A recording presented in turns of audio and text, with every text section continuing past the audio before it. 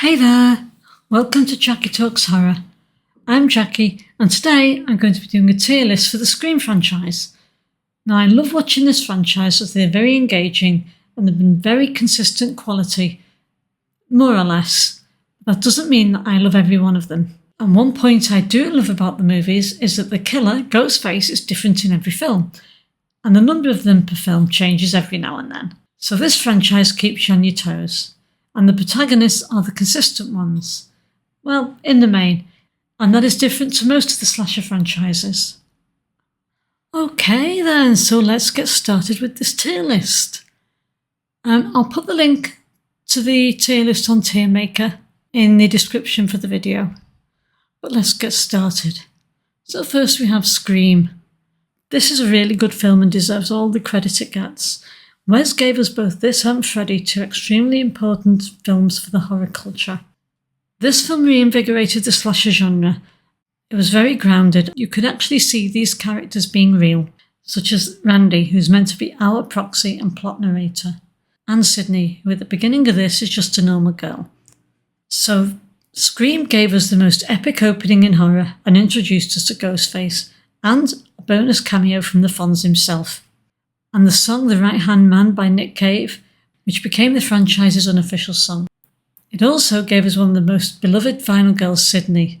As I said before, she doesn't really start as meek and mild, she's just a normal girl, but by the end of this, she is so much more. And a really sweet and innocent Dewey at his most Dewiest. We're introduced to Gail, who in this one comes over as not really belonging to the in-group. Has an epic third act, with the best Ghostface reveals and excellent motivation, with awesome scenery-tuned performance by two of most people's favourite Ghostfaces. Now we get on to Scream 2. I believe this is every bit as good as the first one, and the only reason why sometimes it gets forgotten is because even though it is good, it doesn't do anything different than the first one. I think that's why some people dismiss it too much. It's peak Sydney in this.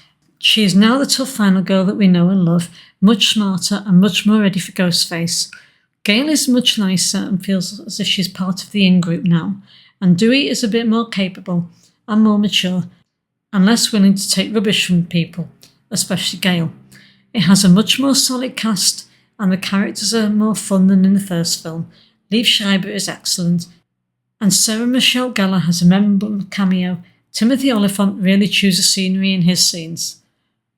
And this film had the benefit of having the guts to kill off one of the fan favourites. The script was leaked, so they had to change who was going to be the Ghostface, and that does show, but they do really manage to cover it quite well. And the third act, and both the Ghostfaces and their reveals are absolutely off the rails and full on crazy, but they're acted so well and you can kind of understand the motivations. Okay, so next we have Scream 3. This, to me, is a definition of a good enough film. I think I enjoyed Scream 3 more than most, and I do genuinely have fun watching this film. It's away from the college setting of 1 and 2, and it goes to Hollywood, which was a great change, and they doubled down on the meta with being on set Stab 3. It's a fun film with Parker Posey. She's a highlight for me. She's so much fun. But the other new characters aren't really up to much. A lot of them are just copies of characters from the first movie. Even the Ghostface killer is a bit of a non-entity until he pulls his mask off.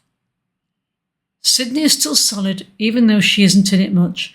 Gail didn't have that much to do other than play for humour with Parker Posey.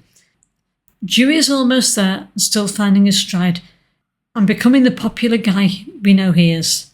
It has the same old scream kills, but has an intense third act, even if I'm not keen on it, although things change with the Ghostface and the motivations of the story with him are a bit unrealistic and far-fetched. So now we come to Scream 4. This can go there as good enough with Scream 3. This is quite a meta beginning, which is quite good fun, but it has really distracting lens flare sheen, which I don't know why Wes did that. And yes, it was him directing. It's got a found footage angle, which is quite interesting.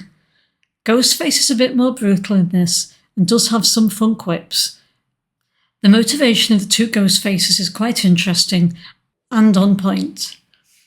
Sydney is very calm and takes no mess from Ghostface and is ready for action from the start in this. Kirby is a standout and plays our proxy, well I feel anyway, and her character is so cool and is definitely a fan favourite. The Ghostface reveals and motivations are awesome, and that third act is so much fun to watch. But the ending keeps going and going once in the hospital, and it should have ended earlier than that. Okay, so now we're on to Scream 2022. Why they didn't just call it Scream 5, I don't know, but I think there was a reason. That was something about the name being meta, but still, it's confusing. Now, I really did enjoy this one more than I thought I would. I think the low expectations helped put this aside it is. It's the first film without Wes Craven, and I think Radio Silence did a really good job of following in his footsteps, and we're just happy to create a movie that felt like a Wes Craven homage instead of trying to do something totally different, even if the pacing wasn't as fast and as consistent as Wes is for. This film does a decent job of pushing the new cast of characters, and the two sisters, Samantha and Tara, are fairly well written and acted by Melissa Barrera and Jenna Ortega. Sydney and Gail definitely seem superfluous in this one, but I think David Arquette really hit his stride as Dewey and is absolutely awesome in this. The film does suffer from not having chase scenes, and it did seem odd not to see those big set pieces where Ghostface is chasing his prey. Okay, now we get to Scream 6. This is my least favourite and is going in there. Okay, so despite how low I'm putting this, it only got ruined in the third act. That was that bad, it's in there. They made a great change and made good use of the New York setting. There's a fun subway sequence and awe-inspiring ladder sequence that provided some really good suspense moments. Ghostface is a little more brutal in this, and there's even a shift towards more public murders. The core four from Scream 5 were excellent, as they were introduced in the previous.